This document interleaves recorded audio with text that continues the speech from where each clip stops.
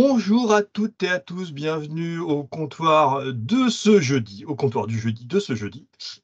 J'ai le plaisir aujourd'hui d'accueillir un trio de choc venu de l'Atlantique, de Bordeaux en l'occurrence, Sandrine Aboab, directrice pédagogique, Karine Marie, responsable innovation et digitalisation, et Aurélie qui va nous rejoindre avec un tout petit peu de retard, Aurélie Leboisselier qui est chef de projet LMS. Donc, merci beaucoup, mesdames. Je suis ravi de vous accueillir aujourd'hui. Ça Merci fait un petit Brieux. moment qu'on parle de ce comptoir, là où je suis ravi qu'on y soit. Vous allez nous parler de votre expérience de l'utilisation de l'IA pour créer des ressources interactives. Et en fait, si j'ai bien tout compris, c'est un des moyens que vous avez trouvé pour booster l'utilisation du LMS. Ça, c'est intéressant parce que je pense qu'on est beaucoup à vouloir booster l'utilisation du LMS et la création de ressources est quand même un frein. Donc, voilà, vous tombez à pic, c'est vraiment génial, le moment de préparer la rentrée. Donc, merci beaucoup, mesdames. Comme d'habitude, je vais disparaître, je vous laisse présenter pendant une demi-heure votre tour d'expérience. Ensuite, je demanderai à tout le monde d'allumer les caméras, d'allumer les micros, et on partira sur notre jeu de questions-réponses comme d'habitude. Merci, mesdames. La parole est à vous. Merci Brieux. Allez, je partage notre présentation. Voilà, c'est bon. C'est bon. Merci. Alors, je vais commencer par intervenir. Ensuite, Karine présentera son service innovation et digitalisation et l'expérimentation qu'on a menée. Et on terminera avec Aurélie qui nous rejoindra et qui abordera les aspects techniques donc de la solution que nous avons retenue au Campus du Lac pour booster l'utilisation de notre LMS. Je vais commencer par vous faire une rapide présentation du contexte. En fait, en gros, qui sommes-nous, le Campus du Lac? Campus du Lac à Bordeaux-Gironde. Je vous ai mis une petite carte pour vous resituer notre situation géographique. Donc, organisme de formation, on est consulaire, on est sous statut associatif. On est ce qu'on qualifie de CFA historique. Donc, on existe depuis 1997. Donc, gros CFA avec 1500 apprenants, 2 filières de formation, une filière hôtellerie-restauration et une filière tertiaire. Et au sein de ces 2 filières, nous opérons des diplômes du CAP au master, des diplômes de l'éducation nationale et des titres du réseau CCI et quelques titres pro à la marge, des titres DRETS. Nous avons 2 sites de formation, un à Bordeaux-Lac et un à Libourne. Et nous avons un 3e site qui va ouvrir à la rentrée, place de la Bourse, en centre-ville de Bordeaux. Notre caractéristique, c'est que nous avons une grosse équipe de salariés, puisque nous sommes plus de 200 personnes salariées au campus. Et nous avons aussi des intervenants sous-traitants. Parmi ces 200 salariés, on a plus d'une centaine de formateurs salariés. 75% sont en CDI et à peu près sur les formations longues, celles qui nous intéressent aujourd'hui pour le LMS, on a 85 formateurs en sous-traitance. Donc voilà, ça fait quand même une grosse volumétrie de personnes qui sont concernées par le développement et le maintien en compétences sur tout l'aspect digital. Alors, notre stratégie sur cet aspect digital, on a commencé il y a déjà pas mal de temps à travailler sur des LMS. La première date, c'est 2008. Et en 2008, on a déployé le LMS Claroline. Claroline, c'est un LMS qui a été créé par des personnes qui travaillaient sur Moodle. C'est toujours, ça existe toujours, un LMS francophone, mais dont le fonctionnement est vraiment très similaire à Moodle. Donc, de 2008 à peu près 2015, on a travaillé sur Claroline. On l'utilisait pour faire quelques parcours, mais vraiment très à la marge, parce que c'était quand même un outil, c'était pas les démarrages, mais il n'y avait pas trop de fonctionnalités sympas. On l'utilisait surtout comme outil pour mettre à disposition des contenus, et on pouvait aussi tracer l'activité de nos apprenants sur cet outil. C'était pas mal à ce niveau-là. Et puis ensuite, comme pas mal d'OF, on a connu quelques errements. On a basculé lorsque Claroline a commencé à être vieillissante et qu'on n'avait pas la volonté ni les moyens de passer à un upgrade, on a basculé sur des outils auteurs. On se faisait donc accompagner, hein. On a utilisé un outil qui s'appelait Interactive Native. Ensuite, on a basculé, comme pas mal d'entre vous aussi, sur It's Learning. Donc des outils auteurs dont on connaît aujourd'hui la limite, hein, et les freins donc, que ça peut représenter. Donc on a profité du Covid pour appuyer un petit peu notre position qui était d'utiliser Moodle. Pendant le Covid, on a aussi développé l'usage d'Office 365 et de Teams. Donc, en parallèle, donc Moodle est arrivé au Campus du Lac en 2021. En parallèle, depuis les années 2010, on a toujours mené des actions de veille. On a participé à de nombreux salons. On a obtenu aussi des financements de la région Nouvelle-Aquitaine sur l'innovation pédagogique. Donc, ce qui nous a conduit à mettre en place à la fois un service de formation en interne dédié aux formateurs et un plateau technique. On est en capacité aujourd'hui de créer nos propres capsules vidéo, nos montages. On a un espace de podcast, un espace de ludopédagogie, etc. Donc tout ça pour vous dire que sur le campus, tout partait bien. On avait tous les outils qu'il fallait, des compétences, un service de formation dédié. Et pourtant, on a eu du mal à déployer Moodle. Alors pas le déployer au niveau technique, mais à engager nos formateurs sur Moodle. Donc, on s'est fixé des objectifs, là, ces 2 dernières années. Un premier objectif qui était de développer des parcours blended sur nos classes dédiées. Ça, on l'a atteint. Petite équipe restreinte, une pression de l'entreprise qui a fait que c'est passé et que là, aujourd'hui, nos parcours blended sont disponibles pour nos classes dédiées. Mais par contre, notre objectif de déployer Moodle sur l'intégralité du campus a été compliqué à mettre en œuvre, en partie par une erreur de notre part, qui a été de continuer à travailler sous Teams. Donc, on utilisait Teams comme un LMS, sauf que ça n'a pas toutes les vertus des LMS, donc comme outil de dépôt de ressources, comme outil de communication avec les élèves. Et donc, les formateurs n'ont pas vu l'utilité de basculer sur Moodle, et ça nous a fait prendre du retard. Donc, aujourd'hui, on est dans une situation où il faut qu'on accélère l'utilisation de Moodle pour pouvoir faire du volume, permettre à tous nos élèves sur toutes les matières, dans tous les parcours, d'avoir un petit peu de contenu. Et puis aussi, il faut qu'on amortisse tous les coûts qu'on a engagés. Et donc là, il faut que Moodle puisse être déployé et exploité, optimisé. Donc, on a mené une recherche avec l'équipe de Karine pour trouver un outil qui nous permettrait d'accélérer le déploiement de Moodle sur le campus du Lac. À toi, Karine. Alors, pour commencer, on va partir de l'accompagnement des équipes pédagogiques au sein du campus du Lac. Dans les années, donc vous avez vu, on a commencé avec Caroline vers 2008 avec Sandrine. Et puis après, il y a eu l'arrivée de tous les outils numériques sur le marché de la pédagogie. Et en 2012, 2013, 2014, on a commencé à dédier quelques séances de formation auprès des équipes sur des outils tels que, ça vous rappelle peut-être quelque chose, Bicast, Learning Apps, Edpuzzle. Donc voilà, on a commencé déjà à se poser des questions à ce moment-là. D'où la naissance du service #Happen, dont vous voyez le logo en bas à droite, adapter ses pratiques pédagogiques en environnement numérique. Ça portait très bien son nom. Donc voilà, depuis ces années-là, on développe le numérique au sein de nos pratiques pédagogiques. Et puis, au fur et à mesure, donc, est née la cellule innovation et digitalisation pour harmoniser le tout et faire une montée en puissance. Donc, on a le service formation interne avec #Happen, où là, on est sur une dizaine de parcours proposés à nos équipes pédagogiques.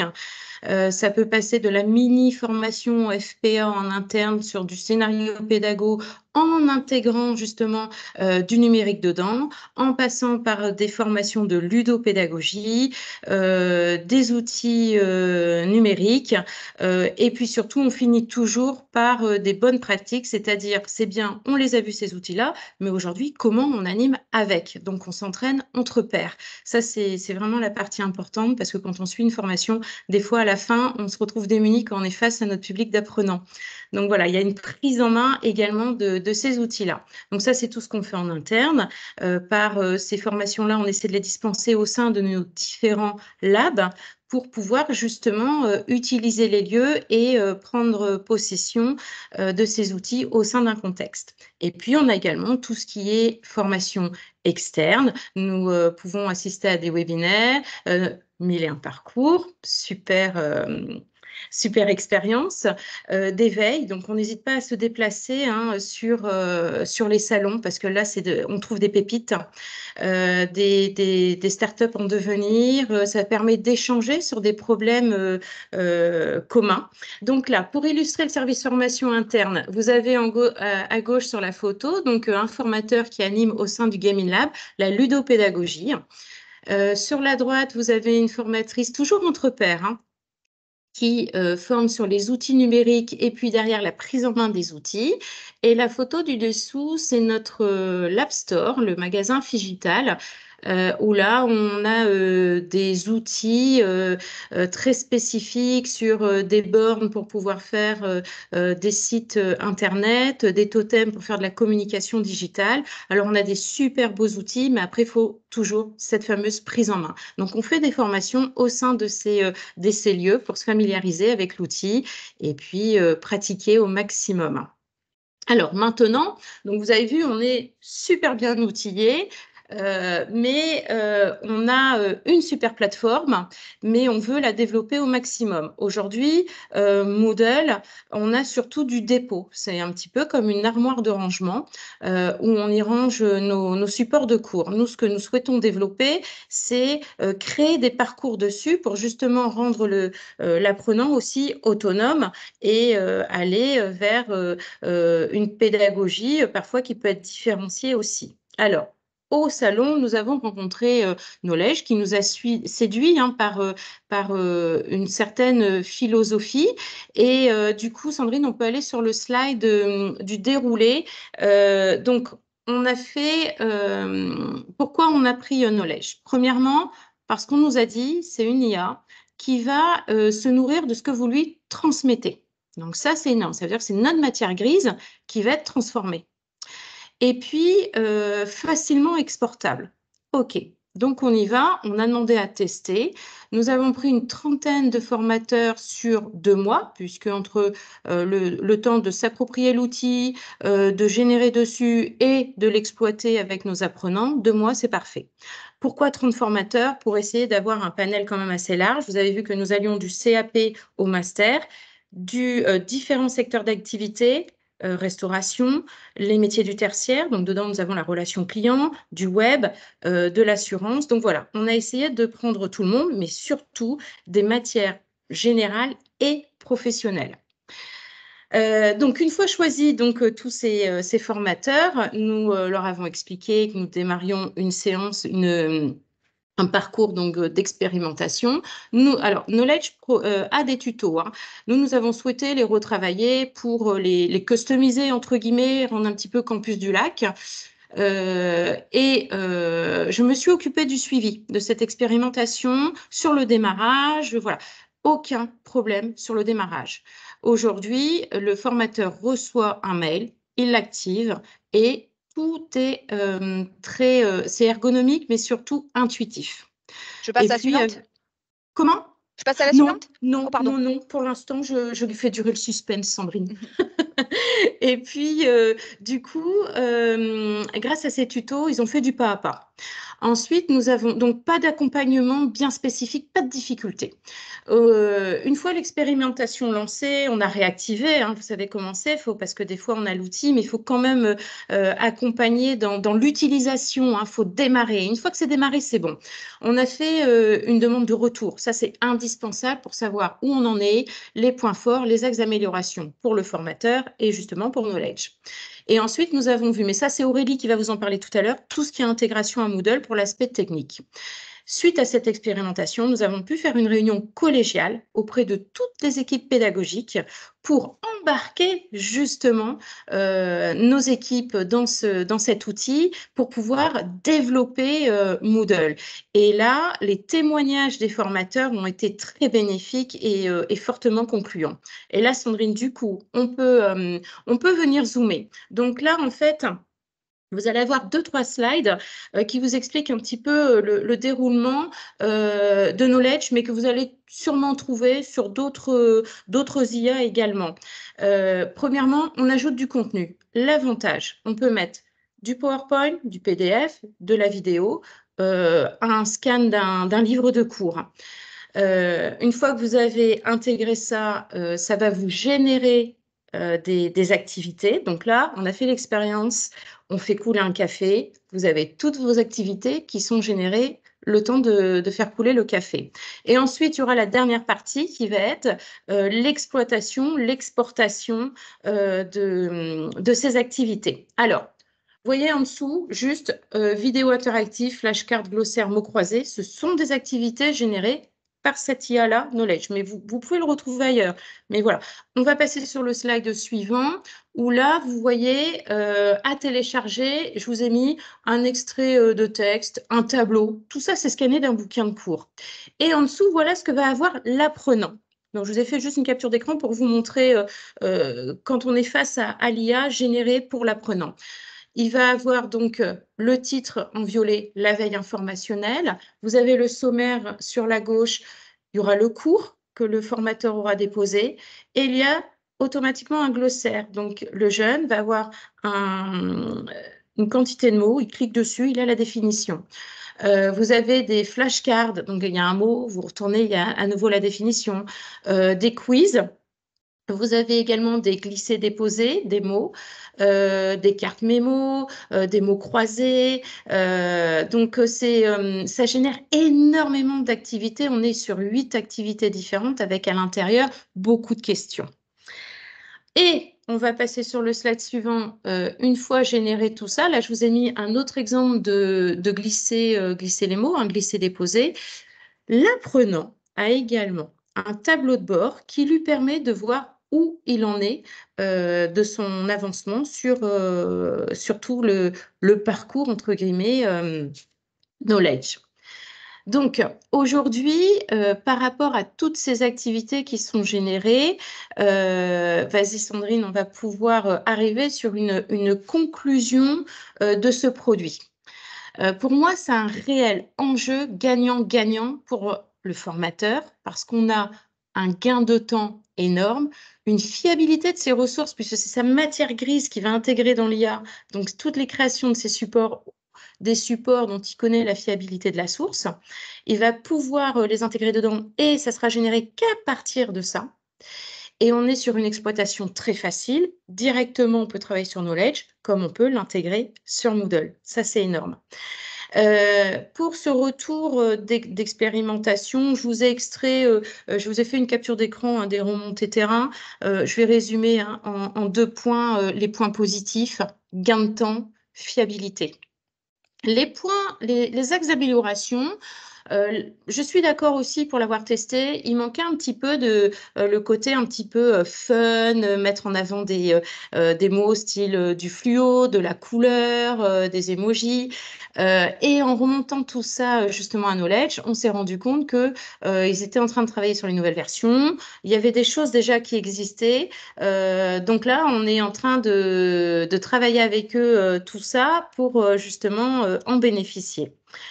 En résumé, on est sur un taux de satisfaction, mais plus que satisfaisant, du retour de nos formateurs. On s'est permis de vous mettre une petite capture d'écran d'un petit Teams d'un jeune qui nous a dit « Ah, super, le e-learning sur Moodle aide vraiment. Monsieur Powell, bon, petite dédicace à notre prof d'anglais, hein, fait la même chose et c'est beaucoup plus facile à retenir. » Alors, effectivement, vous avez vu, il y a du glossaire, il y a des flashcards, c'est l'ancrage mémoriel. Et en fait, on s'est rendu compte qu'à tout âge, du CAP au master, ça passe. C'est vraiment, on est dans la dynamique apprendre autrement. Et là, à l'ère de l'IA. Donc voilà, au niveau de l'expérimentation, j'ai fait le tour sur l'accompagnement, pas de difficulté à remonter, si ce n'est relancer les équipes, les booster, et puis une réelle satisfaction des produits finis à la fin, parce qu'on a beaucoup d'outils générés en peu de temps. Ça, c'est magique. C'est vraiment l'aspect magique de l'IA. Donc voilà, est-ce que Aurélie nous a rejoint? Et oui, chère Karine, je suis là. Super. Je te laisse la main. Merci, bonjour à toutes et à tous. Mais on va partir déjà sur comprendre le Moodle et les choix du Moodle au sein du campus du Lac aujourd'hui. Voilà. Donc aujourd'hui au Campus du Lac, nous sommes sur la version 4.1 de Moodle, qui est la version LTS actuelle, ce qui signifie que c'est la version stable pour Moodle. Les versions LTS, c'est la meilleure option possible. Pourquoi? Parce que c'est une version qui est stable pendant 3 ans, que ce soit au niveau des mises à jour et de la sécurité de vos données. Donc, c'est extrêmement important. Ensuite, au niveau de l'interface pour les utilisateurs et de la connexion pour les utilisateurs, on a fait le choix au sein du campus d'avoir une connexion OpenID, ce qui signifie qu'en fait, tous nos utilisateurs, qu'ils soient formateurs au sein du campus ou apprenants au sein du campus du Lac, se connectent avec en fait ces identifiants Microsoft Office. Et pour faciliter aussi pour les apprenants et les formateurs, nous avons intégré directement sur la page d'accueil de notre Moodle le bloc Microsoft Office qui permet en fait à l'ensemble des utilisateurs d'accéder directement à sa boîte mail et à Teams via ce bloc de la page d'accueil. Et après, on a fait un lien aussi pour qu'ils accèdent à leur emploi du temps sur Natipario. Pour faciliter le travail, pour ceux qui ne sont pas encore sur Moodle et qui se poseraient la question, pour faciliter le travail, les choix et l'ergonomie et le développement d'une LMS, il paraît important de travailler avec un Moodle partner. Nous, on a fait le choix d'innovation parce qu'ils ont en fait un centre de recherche et de développement où ils conçoivent en permanence des plugins, mais surtout, en fait, toute leur conception et leur amélioration se fait grâce au retour client, en fonction des demandes qui sont faites par les clients, des problématiques qui sont posées par les clients. Ils essaient de créer des améliorations ou de créer des plugins adaptés aux demandes qui sont faites. Et ils sont toujours en avance sur, vous savez que Moodle, c'est comme l'IA, ça avance très très vite. On a une version, là, une nouvelle version qui sort en octobre 2024. Et Innovation a déjà préparé un thème qui est déjà adapté à la version qui n'est pas encore sortie de Moodle. Et puis surtout, on parlait tout à l'heure, on parle de nos formateurs, mais on est aussi là pour nos apprenants, puisque l'IA, c'est pour eux. Et Innovation est aussi très axée sur le design, sur l'UX design et au service de la pédagogie, donc l'ergonomie au niveau du site, pour la facilité après de pouvoir naviguer au sein de la plateforme LMS et de se retrouver dans des contextes agréables et faciles d'utilisation. Je peux passer à la slide suivante. Alors, comme vous l'avez très bien indiqué, Sandrine, tout à l'heure, il y a une volonté stratégique du Campus du Lac de déployer rapidement Moodle, et notamment là, pour les infrabacs à la rentrée. Donc, l'idée, c'était de booster très rapidement l'usage. Or, vous le savez, les LMS et notamment Moodle proposent pléthore d'activités possibles. Il y a les activités propres à Moodle, mais les activités les plus interactives, puisqu'on est là pour ça aujourd'hui, sont des activités H5P. Or, H5P, il y a beaucoup d'activités dedans et surtout, ça demande beaucoup de temps, de passer beaucoup de temps dessus et d'avoir à la fois des compétences numériques pour pouvoir les générer, c'est les créer, les concevoir, ces activités, mais ça demande aussi d'avoir des compétences de conception en digital learning et donc de pouvoir créer en amont un scénario propre au digital learning et adapté au digital learning. Or, un formateur, ce n'est pas un concepteur de digital learning au départ, ça demande des compétences supplémentaires et en très peu de temps, il était nécessaire pour nous de trouver une solution pour lui faciliter la vie, qu'il puisse mettre en valeur son travail et ses pratiques pédagogiques directement au sein de Moodle dans la création de ses parcours Moodle. D'où le choix de la direction de se porter sur Knowledge. Tu peux passer à la slide. Voilà, merci. Donc, très important, comme l'a dit Karine tout à l'heure, la différence entre Knowledge et la plupart des IA, c'est que le formateur va rester maître du début à la fin de ce qui est généré de son scénario pédagogique. Donc, Knowledge, en fait, ça permet effectivement de créer, à partir d'un support pédagogique déposé par le formateur, de créer directement un livre interactif H5P. Donc, c'est une des possibilités qu'on peut créer avec H5P. Un livre interactif, c'est un ensemble de contenus où on peut déposer des ressources et des activités. Et là, Knowledge, en fait, lui, il va procéder en 3 étapes. Vous allez déposer votre fichier, qu'il soit audio, vidéo ou un fichier source type support de cours. Et à partir de là, il va d'abord transcrire votre document. Et cette transcription, il va, par exemple, si c'est une vidéo, il va transcrire tous les propos de la personne de la vidéo en texte. Une fois qu'il a fait ça, il va faire une partie de compréhension du contenu de la source que vous lui avez donnée au départ. Et à partir de là, il va générer le livre interactif que vous a montré tout à l'heure Karine en capture d'écran, avec l'intégralité des ressources et des activités. Ça, c'est la première partie. Donc ça, une fois que c'est généré, le formateur, il peut toujours agir dessus et il doit agir. La première chose que le formateur va faire, il va pouvoir consulter l'intégralité de ce qui a été généré par l'IA Knowledge. Et là, il va pouvoir personnaliser et faire des choix sur le contenu qui a été généré par Knowledge. Au niveau du contenu, il peut faire deux choix différents. La première chose sur laquelle le formateur va pouvoir agir, imaginez l'IA a déterminé un mot, par exemple dans le glossaire que Karine vous a présenté tout à l'heure, et la définition ne vous convient pas. Vous souhaitez rajouter des éléments. Vous pouvez modifier une partie ou l'intégralité du contenu de cette définition, ou même supprimer si vous estimez que ce mot-clé-là est un mot qui n'est pas intéressant, ou même ajouter d'autres mots que lui-même n'a pas déterminés comme étant pertinents, mais que le formateur va estimer être pertinents. La deuxième possibilité des choix, Karine vous a dit que ça crée plusieurs activités. Vous pouvez non seulement choisir les activités que vous souhaitez générer, mais vous allez, une fois qu'il les a faites, et vous allez aussi pouvoir déterminer, par exemple, dans un mot croisé, s'il a proposé 15 définitions de mots, vous allez pouvoir lui dire que vous avez des CAP, 15 c'est beaucoup trop, vous n'en voulez que 5. Et vous allez appliquer, il va régénérer 5 activités. Donc, ça permet au formateur de continuer d'avoir la main mise sur le contenu de son cours et des activités générées et de gagner un temps substantiel. On passe à l'intégration dans Moodle. Alors, la facilité d'intégration dans Moodle. Donc, en fait, vous allez, pour ceux qui connaissent peut-être déjà Knowledge, en fait, on peut l'exporter de plusieurs façons. Mais pour rester maître de son contenu du début à la fin et pour pouvoir encore agir. Tout à l'heure, Karine vous a dit, au sein de Knowledge, on peut changer le fond, mais on ne peut pas changer la forme. Et c'est ça ce que va nous permettre Moodle, et c'est pour ça aussi que Knowledge travaille avec H5P. On va extraire en fait la production générée par Knowledge en H5P. On va lui dire qu'on veut l'exporter sous format H5P parmi les formats qu'il nous propose. Et on va directement pouvoir intégrer ce H5P-là dans notre banque de contenu. Alors, on a deux possibilités, puisque je vous ai dit tout à l'heure, il génère un ensemble d'activités et on peut les choisir. Donc, soit on peut générer le livre interactif dans sa globalité, soit on peut dissocier les différentes activités générées et importer les activités, si on le souhaite, une par une dans notre banque de contenu Moodle. Et comme ça, ça va pouvoir permettre pour les formateurs qui ont un peu plus d'appétence avec le numérique de créer un parcours et de scénariser lui-même son parcours en intégrant ces activités-là au milieu de son parcours.